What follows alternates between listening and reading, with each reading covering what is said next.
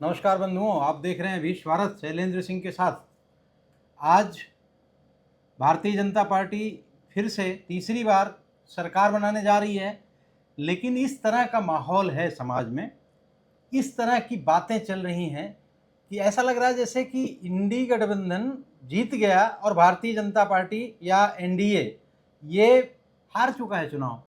जो ये कहा जा रहा है टीडीपी और जेडीयू ये प्रेशर क्रिएट कर रही हैं, दुनिया भर की बातें जो कर रही हैं, इन सब विषयों में बात करेंगे। और ये जो जिस तरह के नैरेटिव इंडी गठबंधन ने फैलाया और वहाँ जन जन तक पहुँचाया, उसका काउंटर भारतीय जनता पार्टी के मीडिया सेल है वो नहीं कर पाई, उसका सही तरीके से खंडन। और किस वजह से भारतीय जनता पार्टी अयोध्या जैसी जगह पे हार गई, काशी में जहाँ पे 4.5 लाख वोटों से 2019 में जीते थे मोदी जी, वहाँ पे 1.25 लाख, 1.5 लाख, 1.25 लाख से जीतना कोई जीत नहीं थी। माना ये जा रहा था कि वहाँ 8 लाख की जीत होगी मोदी जी की। इस तरह के माहौल में जहाँ पे काशी कॉरिडोर मिला हिंदुओं को, अयोध्या में 500 साल बाद भगवान रामचंद्र जी का मंदिर बन के तैयार हुआ, किसी को विश्वास नहीं हो रहा है कि कैसे भारतीय जनता पार्टी ऐसी जगहों से हार सकती है। लेकिन इसके पीछे के क्या कारण हैं उसके बारे में हम डिटेल में बात करेंगे। लेकिन हमारे चैनल को आपने अगर सब्सक्राइब नहीं किया तो इसको सब्सक्राइब कर लें, इसको लाइक करें और शेयर भी करें। तो शुरू करते हैं किस तरह से इस 2024 के इलेक्शन में भारतीय जनता पार्टी का प्रदर्शन आप एक तरफ देखेंगे। जिस तरह से उड़ीसा में बम्पर वोटिंग हुई भारतीय जनता पार्टी के पक्ष में, वहाँ पे विधानसभा में भी इनकी जीत हुई और लोकसभा में भी मैक्सिमम एक सीट सिर्फ नवीन पटनायक को मिली, बाकी तो सब बीजेपी जीती। उसी तरह से आप देखेंगे उत्तराखंड में 5 की 5 सीट, हिमाचल की 4 सीट, दिल्ली में 7 सीट, एमपी में 29 की 29 सीट, सारी सीटें भारतीय जनता पार्टी के पास आई। यही नहीं, दक्षिण भारत में आप देखेंगे कर्नाटका में इनका परफॉर्मेंस बहुत बढ़ गया। कर्नाटका में जहाँ पे अभी कुछ ही समय पहले कांग्रेस ने अपनी सरकार बनाई है, विधानसभा में भारतीय जनता पार्टी हार गई थी और लोकसभा में चुनाव में उनको बम्पर वोटिंग पड़ी और बहुत अच्छा प्रदर्शन रहा। जो तेलंगाना है, तेलंगाना में पिछली बार 4 सीटें थी, 8 सीटें पा गई है। आंध्र प्रदेश जहाँ पे इनका कभी खाता नहीं खुला था, वहाँ से 4 सीटें।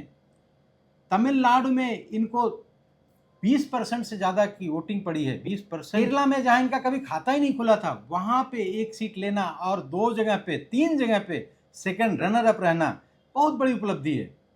आपको बता दूं कि यही भारतीय जनता पार्टी का जो पुराना नाम जनसंघ था, जब पहली बार चुनाव लड़ी थी तो इसको 3-4% वोट पड़े थे। कितनी भी धांधली की गई हो, जब 1992-91 में चुनाव हुआ पहली बार भारत के संविधान के तहत, तो मात्र 3-4% वोट पाई थी। आज वो कोई ऐसा प्रदेश नहीं है जहां इससे ज़्यादा अच्छा परफॉर्म न कर रही हो।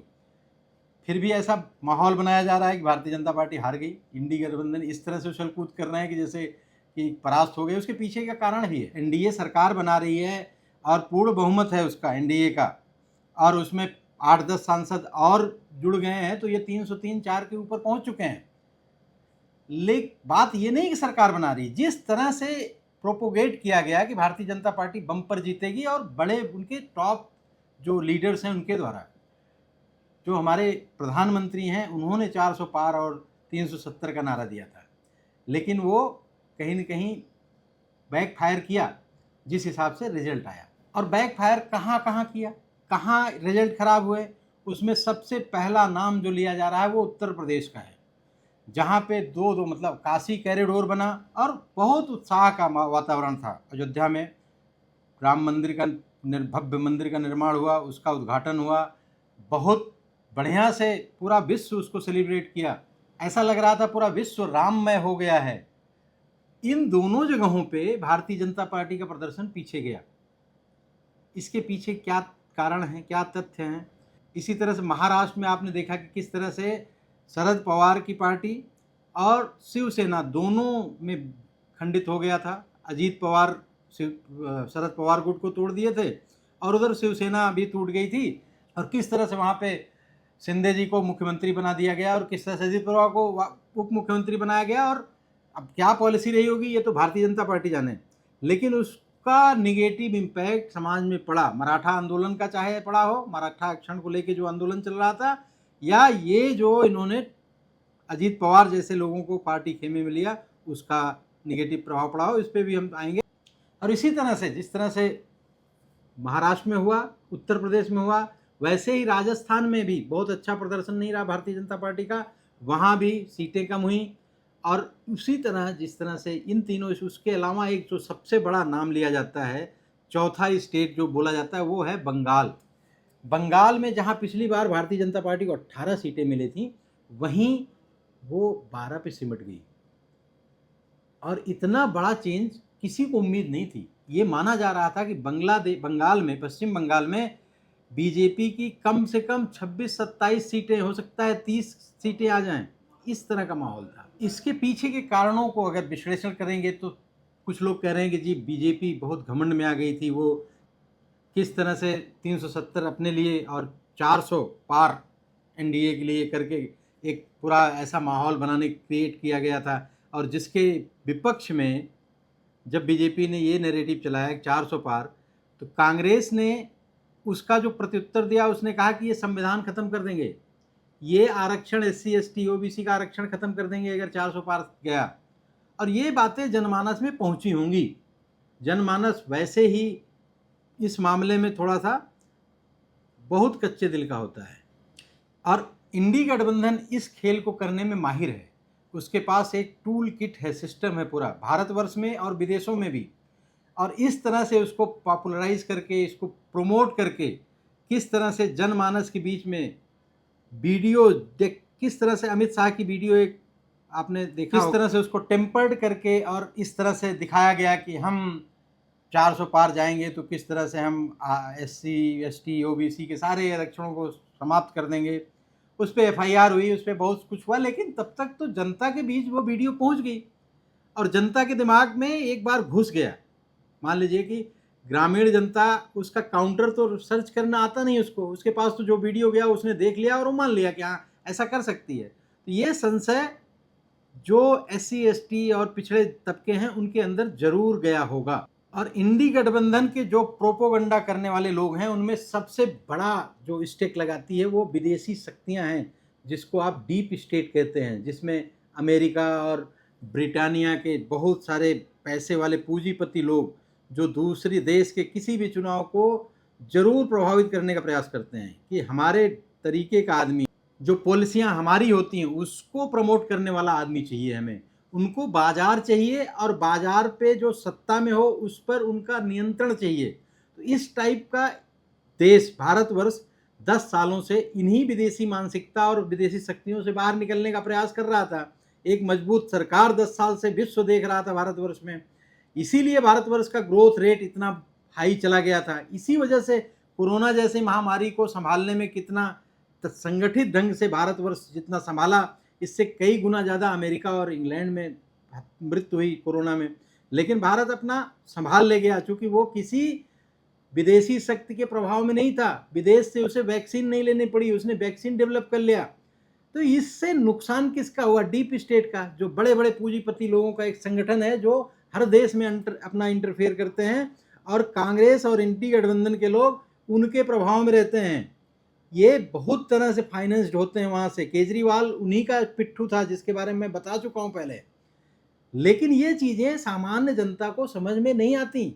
आप जो राष्ट्रवादी हैं, जो लोग पढ़ते हैं, नेट पे रहते हैं, उन्हें थोड़ा बहुत समझ में आ जाता है, लेकिन वो न्यूट्रल होंगे तब समझ में आएगा। अगर वो भी एक पक्ष होंगे, या जितने भारत में लाइजनरों की कमी नहीं है, ये 10 साल से लाइजनर बिल्कुल फुटपाथ में हैं, वो सारे नाराज़ हैं भारतीय जनता पार्टी से, और वो हमेशा एजेंडे इसी टाइप के प्रमोट कर रहे थे कि किस तरह से ये सरकार गिरे और इंडी गठबंधन जिसमें वो बढ़िया दलाली कर सकें, बढ़िया पैसे कमा सकें, ऐसा इस टाइप की सरकार चाहते हैं वो। तो उनकी दुकानदारी बंद हो गई थी बीजेपी जब से 10 साल से शासन में थी मोदी सरकार।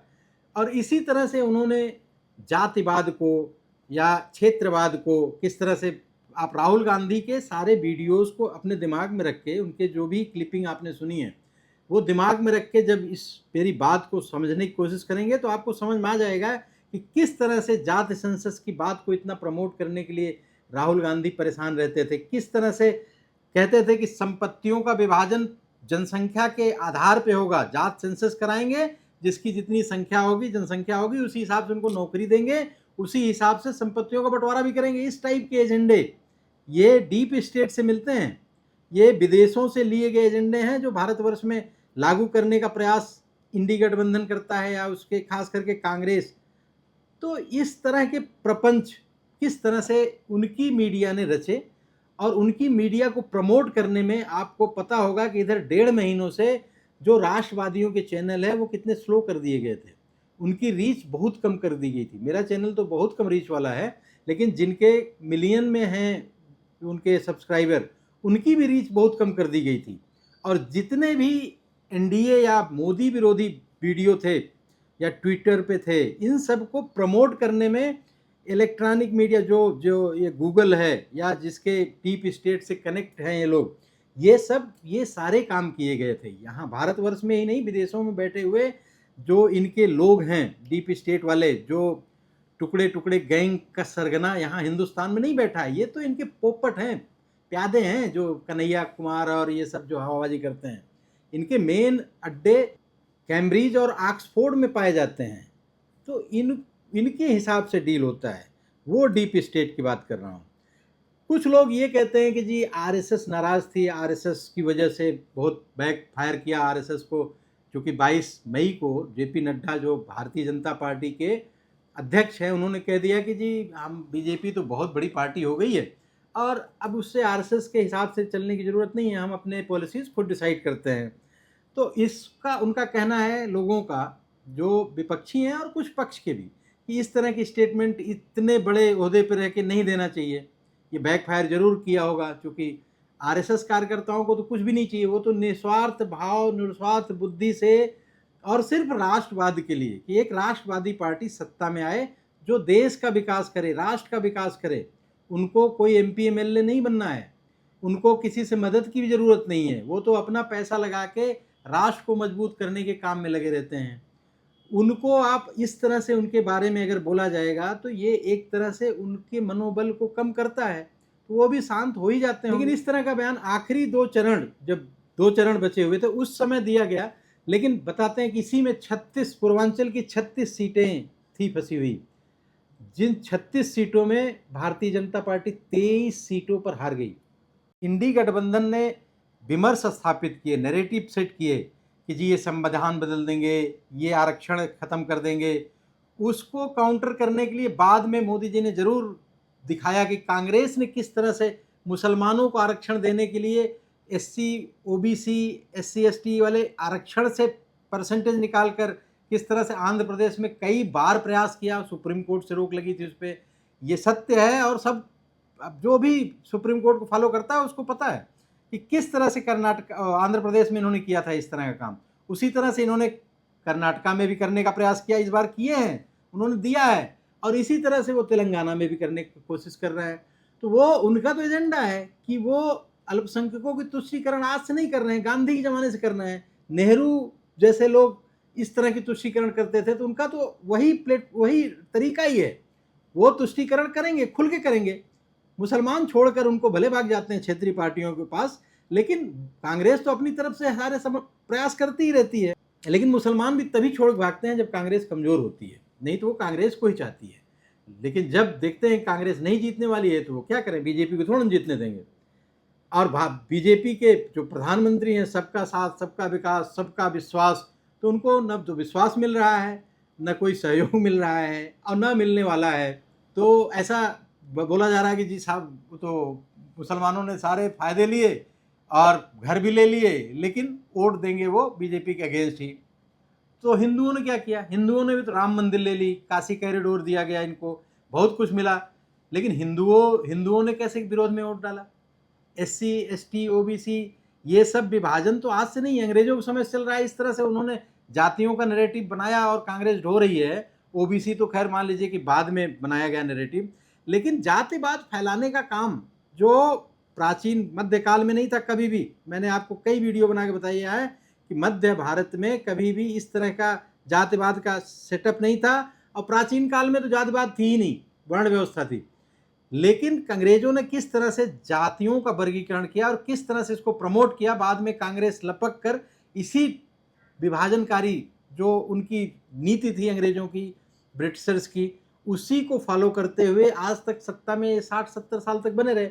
उसके बाद जब ये बिखराव हुआ तो छोटे छोटे जातियों के नाम पे, जैसे लालू यादव, अखिलेश यादव, इस टाइप के छोटे छोटे जातियों के नाम पे मायावती भी इस तरह से बनते उभरते चले गए। महाराष्ट्र में, साउथ में भी टीएमसी, एआईएडीएमके, ये सब क्या हैं? ये सब जातियों की पॉलिटिक्स करने वाले हैं। तो इस तरह का जो वैमनस्य अंग्रेजों ने पैदा किया जाति के नाम पर, उसको तो प्रमोट किया इन लोगों ने, वामपंथियों के सहयोग से, कांग्रेसियों ने। वो उस नैरेटिव को आज भी भारतीय जनता पार्टी उखाड़ नहीं पा रही, तोड़ नहीं पा रही। राष्ट्रवाद उसको तोड़ सकता था। राष्ट्रवाद के चक्कर में ही 2019 में जब चुनाव हुआ तो आप देखिए किस तरह से बालाकोट और भारतवर्ष एकजुट हो गया था और भारतीय जनता पार्टी को 303 सीटें दी। उस समय भी कोई न्यूज चैनल इस तरह की सीटें नहीं दे रहा था एनडीए को, लेकिन 50 सीटें कम दे रहे थे लोग भारतीय जनता पार्टी को 2019 के चुनाव में। इस बार 50 वोट 100 वोट ज़्यादा ही दे रहे थे जितना आया। तो इस तरह से अंतर, खैर वो एग्जिट पोल की बात है, लेकिन इस तरह का अंतर कैसे आता है? क्योंकि जब अंदर मन में सामान्य वोटर ट्विटर और फेसबुक और व्हाट्सएप ग्रुप में नहीं है, न यूट्यूब देखने वाला है, सामान्य आदमी तो घर में बैठा हुआ है, उसको कोई जो आसपास के समाज में चर्चाएं चलती हैं, बातचीत चलती है, उससे ज़्यादा प्रभावित होता है। एयर स्ट्राइक की चर्चाएं चली थी उस समय, राष्ट्रवाद चरम पर था, और उस चीज वही राष्ट्रवाद या वो राष्ट्रवाद जो है जातिवाद को खत्म करने का सबसे बड़ा हथियार है। जातिवाद एक ऐसा जहर है इस समाज में जो गांव के स्तर पे आज भी जीवित है। और ये जो आप रिजल्ट देख रहे हैं ये गांव के स्तर पे है। अयोध्या शहर में, अयोध्या की जो विधानसभा है वहां से भारतीय जनता पार्टी नहीं हारी है। अयोध्या शहर में भारतीय जनता पार्टी 4-5 हजार वोटों से आगे चल रही थी, लेकिन जैसे आप बीकापुर या अगल बगल जाएंगे वहां 26,000 वोट से पीछे चली गई। तो आप क्या कहोगे? आप इतना तो पता ही है कि किस तरह से सामान्य जनता जो एटमॉस्फेयर बनता है आसपास का उससे प्रभावित होती है। और वहाँ पे ये भी कहा जा रहा है कि जिन लोगों का घर तोड़ा गया, जिन लोगों को सही से मुआवजा नहीं दिया गया, वो लोग नाराज थे। नहीं, वो नाराज रहे होंगे, उनकी नाराजगी जेन्युइन है, क्योंकि उत्तर प्रदेश में ब्यूरोक्रेसी का बहुत बड़ा एक नेटवर्क है, वही ब्यूरोक्रेसी संभाल रही है। आप पुलिस थाने में आपका विधायक एक आदमी को नहीं छुड़वा सकता जो छोटे मोटे लड़ाई झगड़ों में भी फंसा हो। जिले का जिला अध्यक्ष भारतीय जनता पार्टी का अपने रिश्तेदार को थाने से, अगर कोई वैसा मैट्रिमोनियल डिस्प्यूट में भी थाने पहुंच गया तो भी नहीं सुनवाई होती, वो दरोगा तभी करेगा जब उसको चढ़ावा पहुंचेगा। इस लेवल का करप्शन थानों में है और उनको खूब छूट दे दी गई है थानों को। अयोध्या में भी यही हुआ है। वहां भी छोटे स्तर पे जनता, आम जनता, जिनका काम हमेशा राम मंदिर या बड़े बड़े चीजों से नहीं है, उनका तो छोटे छोटे काम होते हैं। उनके छोटे काम के लिए उनके अपने नेता जो हैं उन्हीं के पास जाते हैं, जो प्रभावशाली लोग होते हैं, उनकी कहीं कोई सुनवाई नहीं होती। इवन मेरा पर्सनल अनुभव है कि मोदी जी कि योगी जी खुद बड़े बड़े आरएसएस के बड़े अच्छे कैडर के लोगों के सपोर्ट में भी कुछ नहीं बोलते, जानते हुए भी, और वो ये बता देते हैं कि ठीक है जैसा होगा। एक उदाहरण के तौर पर बताता हूँ, एक मसले को मैं जानता हूँ जिसमें जो संघ के बड़े अच्छे कार्यकर्ता पदाधिकारी थे और उनको जब ज़रूरत पड़ी तो प्रांत प्रचारक, यहाँ तक कि क्षेत्र प्रचारक ने भी फ़ोन किया था। तो योगी जी ने यही कहा कि अगर जेन्युइन होंगे तो वो बच जाएंगे, लेकिन मैं इस तरह के मामलों में इंटरफेयर ज़्यादा नहीं करता हूँ। तो अगर इस तरह के जो निरपेक्ष भाव से कार्यकर्ता समाज को, राष्ट्र को मजबूत करने में लगा हुआ है, उसके प्रति आप लोग थोड़ी भी सिंपैथी नहीं रखेंगे तो जनता को कैसे वो खुल के इतना सपोर्ट, जनता के लिए टाइम दे पाएगा और अपना सब कुछ न्यौछावर करके राष्ट्रवाद को या देशभक्ति को प्रमोट करने में जो समरसता समाज में ले आने का प्रयास कर रहा है वो कैसे करेगा? पश्चिम बंगाल में हार का मुख्य कारण यही बताया जा रहा है कि वहां पे भारतीय जनता पार्टी के कार्यकर्ताओं का मनोबल बिल्कुल टूटा हुआ था। वहां पे जिस तरह से विधानसभा चुनाव के बाद भारतीय जनता पार्टी के कार्यकर्ताओं की पिटाई लगी और जिस तरह से उनके साथ अत्याचार हुए, जिस तरह से उन्हें मार मार के वहाँ से खदेड़ दिया गया, उन्हें जाके आसाम में शरण लेनी पड़ी, उनको सपोर्ट करने के लिए कोई भी नहीं आया। वहाँ लगाए हो? यही नीचे ही?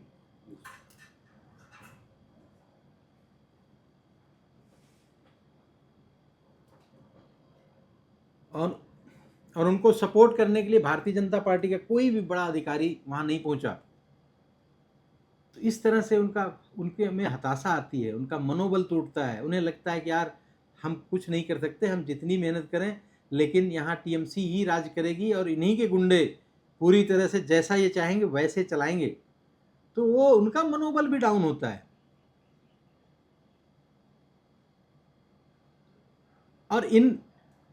और दूसरी तरफ भारतीय जनता पार्टी सिर्फ सिद्धांतों पे काम करेगी।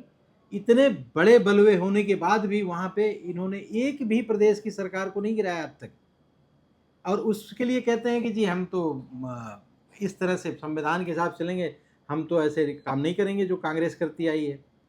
किसान आंदोलन सालों चलता रहा सड़क पे, इन्होंने कुछ नहीं किया, देखते रह गए। और इसीलिए आज की स्थिति है कि पंजाब में एक सीट नहीं पा रहे हैं।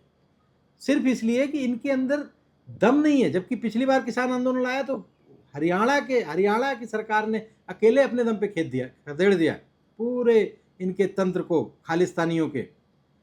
यहाँ तक कि यहाँ पे दिल्ली में 1.25 साल तक यहाँ पे जामिया में बैठी रही महिलाएं, 1 साल के लगभग, जो बटला हाउस के पास, जो शाहीन बाग के नाम से जाना जाता है, यहाँ पे ये क्या एक दिन पानी की बौछार कराते सारे भाग खड़े होते? दम तो होना चाहिए। सरकार को दम भी दिखाना चाहिए। ठीक है, आपने 370 हटा के बहुत बड़ा दम दिखाया, और ये बात सही भी है कि अगर आप आज 370 इस इलेक्शन के 6 महीना पहले आपने हटाया होता तो राष्ट्रवाद अपने प्रबल पर होता और जनता आपको बिल्कुल आंख मूंद के वोट देती। ये भी सत्य है। लेकिन ये भी आप जानते हैं, पॉलिटिक्स में है तो आपको भी पता है कि जनता किस तरह से चीज़ों को भूल जाती है। उसको जो मिल जाता है उसको तो लगता है कि ये तो हमारा अधिकार है। उसको अनाज मिल रहा है, उसको मकान मिल रहा है, उसको तो लगता है इसमें क्या है, ये तो सरकार को देना ही चाहिए। वो भूल गए कि जब कांग्रेस अपने ज़माने में इंदिरा आवास योजना बनाती थी तो उसमें लेटरिन बाथरूम नदारत रहता था। जो पैसे आपको उस जमाने में जो 80,000 60,000 जो भी मिलता था, उसमें से वह 1/4 पैसा भी नहीं मिल पाता था। जिसको बनवाना है घर, वही ठेकेदार बनवा देता था हल्की सी झुग्गी टाइप में, उसमें बहुत कोई स्लैब नहीं पड़ता था। ये सबकी देखी हुई है। बाथरूम एक भी इंदिरा आवास में नहीं पाओगे आप। तो ये चीज़ें जनता भूल जाती है। उसको तो लगता है कि अब कुछ और करेंगे। नहीं, मतलब उसको तो लगता है कि बस अब कांग्रेस आएगी तो और कुछ देगी। 1 लाख रुपया महिलाओं को सर्टिफिकेट बांट दिया कांग्रेस ने। 1 लाख रुपया हमें वोट दीजिए, हम 1 लाख रुपया आपको देंगे साल का।